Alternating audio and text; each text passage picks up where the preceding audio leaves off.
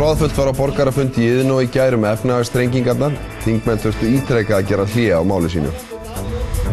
Fullt var út úr dyrum á opnum borgarafundi í Iðnó í gærkvöld og mikill hiti í fólki. Þingmenn sem sátu fyrir svörum þurftu oft að gera hlé á máli sínu vegna framíkalla fundagesta. Telma Tómasson. Talið að 300 manns hafi verið í Iðnó í gærkvöldi á borgarafundi sem Gunnar Sigurðsson leikstjóri stóð fyrir. Fulltrúar allra stjórnmálaflokka mættu til að ræða við fundagesti.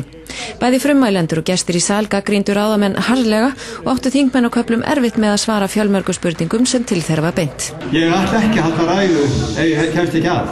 Mér dettur það ekki í hug.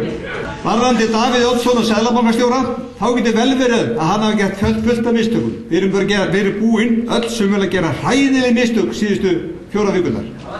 Ef menn telja að það sé nóg að velta einu mann úr sessi, þá er ég viss það að hann er tilbúin að fara. Ef